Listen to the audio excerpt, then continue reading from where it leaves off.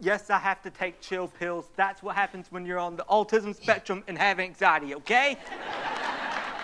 Now, back to the real show. Adulting is hard. Although when it comes to why I love the hotel industry, maybe it's because I'm judged based on my achievements and not my differences.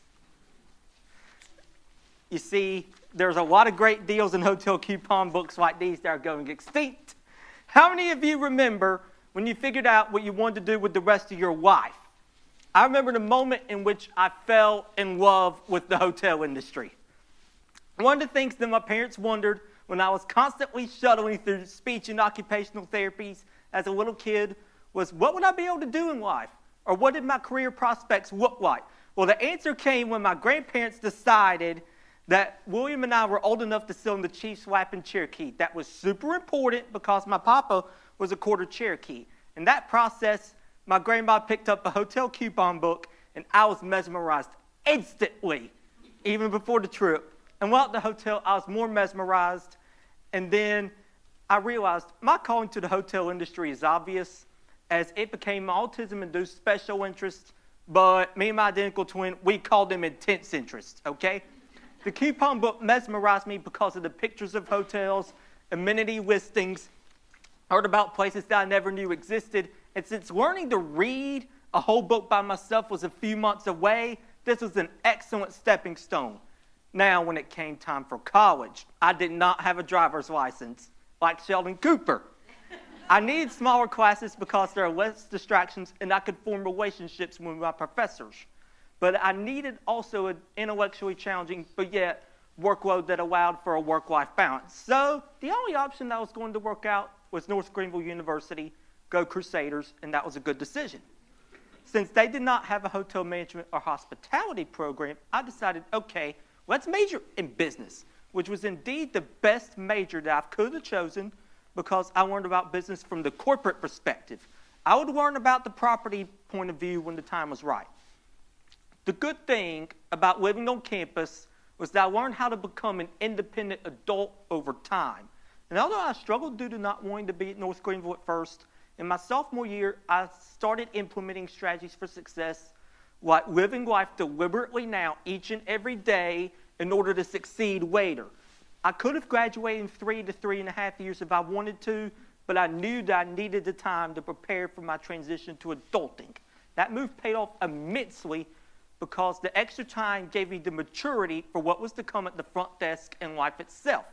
The education and support that I received at NGU prepared me for success in my career in adulting. Like a go-getter, I decided to do my senior honors thesis during my junior year of college, 1 year early, and after wanting to do an entire mega thesis on all aspects of hotel ownership, my mentor, Dr. Franklin Neville Santos, was like, you cannot conquer the whole world in one thesis, narrow it down. So I was like, okay, I'll interview hotel owners, since that was a career aspiration of mine at the time. And well, one of the interviews that I had was with an owner of a Hospitality America property, and that would ultimately decide the direction of my career. Like many other professionals in the hotel industry, when coronavirus began, I was in the limbo of furlough, uncertainty, and laid-off cycle, which took several months. And then after grieving for a few days, I decided to pick back up again. I started applying for front desk positions nonstop, and I patiently waited for interviews. I thought that I would land another position almost instantly because I'd been hired at the place that I'd been at for a week before the pandemic, which was a Hospitality America property, and I eat, sleep, and breathe the hotel industry, but that was not the case. I filled out so many applications on Indeed. I had pre-interview excitement and jitters, and I loved my odds at most of the interviews. And the interviewers usually complimented me, and we would just talk hotel industry stuff, and they were getting to know me. I was getting to know them. And I thought that I would either have these positions in the bag or I was at least in the top 2. However, as the search dragged on, I felt like I was a professional pageant contestant vying and simping for a chance in the industry that I dreamed of working in for my whole entire life. The double-digit rejections were confusing and heartbreaking. Right when I was ready to detour to working at Chick-fil-A while looking for a hotel job in the meantime, a place I'd interviewed a month or so before, posted another listing on Indeed, and I emailed the GM, and I was like, do I need to apply again? And she emailed me back and said, nope, we're offering you. So I took it, and I learned to say my pleasure at the front desk, because the hotel industry to me is a pleasure, not a paycheck. In the interview pageant cycle, I learned a number of hospitality principles, at least in theory. What happens when you have a guest service issue and you don't ask the guests why they're upset, or you come up with a service recovery solution before they're done explaining why they're upset? Does anybody have any guesses? Okay, you'll end up comping someone's room when all they really wanted was extra towels, and then they're still not happy with even with the free room, because they need their extra towels. You did not solve the problem. And that would be a failing grade. What if you have 6 people complain about the air conditioning in their rooms? Do you compensate all 6? No, and here's why. And the general manager would have told me this. This was a group of travel team parents. The first guest really had an issue with the air conditioning. Now, travel team parents, no offense towards them, but it's just, they talk, and and they're friends with each other, which is awesome. And therefore, when one of them just casually offhand vents says, oh no, the air conditioning's not working in my room, but at least they're compensating me for it. Even if they were not trying to tell the other 5 parents to get something for free, those other 5 parents are going to use their instincts and think, I want this room for free, so I'm going to make it up. Being a front desk agent consists of many different skills. Enforcing hotel policies and being a concierge were my strong suits. Believe me, a lot of guests would try and argue with me about things, especially incidentals. They would sometimes go at it for an hour, and they would be blue in the face, and I would not budge. And then they would start screaming at me. While multitasking, rapid speed problem solving, cashiering, and handling emotional guests were my weaknesses. At the desk, I learned how to become a hotel industry professional, running an entire hotel alone, as I was oftentimes the only one there, and I was getting exposure to all different types of people, as I grew up in an extremely sheltered background.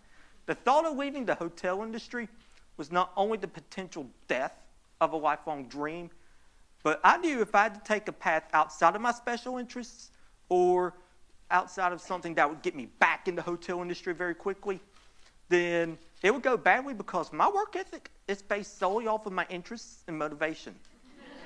If it's not in my intense interest or a path to me getting myself back there soon, then I'm not motivated.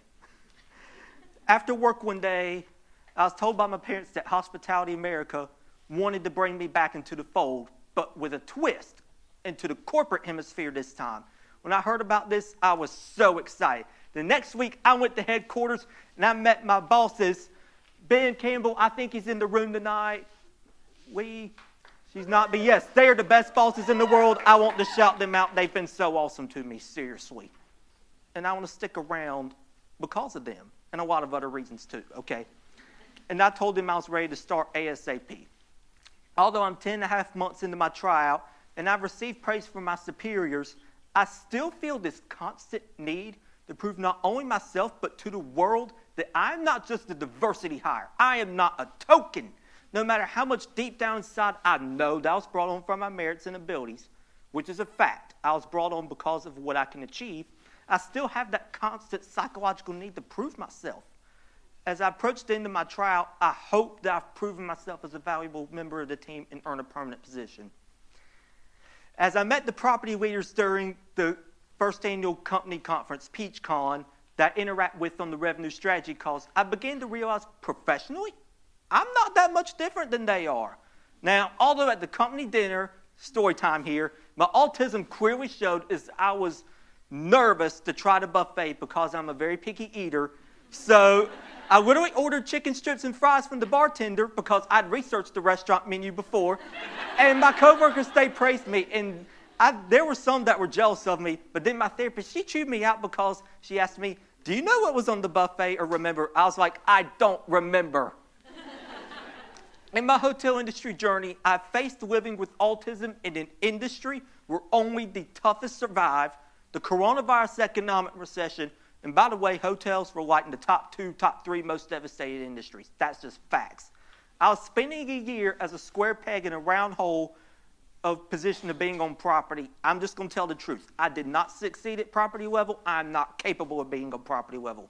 I'm just being honest here. Finally, to be able to transition into a role that is better for my skill set only a year into my career, which is extremely rare. Although I know that I'm super lucky that my intense interest is feasible for a career, getting to where I'm at now did not come out without many hours of focusing on my academic career, constant therapies, finding many workarounds when my plan A's did not work. And yes, I'm a master of finding workarounds. And then the absolute refusal to give up on my childhood dream. I'm so thankful that Hospitality America has embraced me and those with disabilities with the UP initiative. They're giving us the opportunity to have meaningful careers that empower us to live independent, fulfilling lives.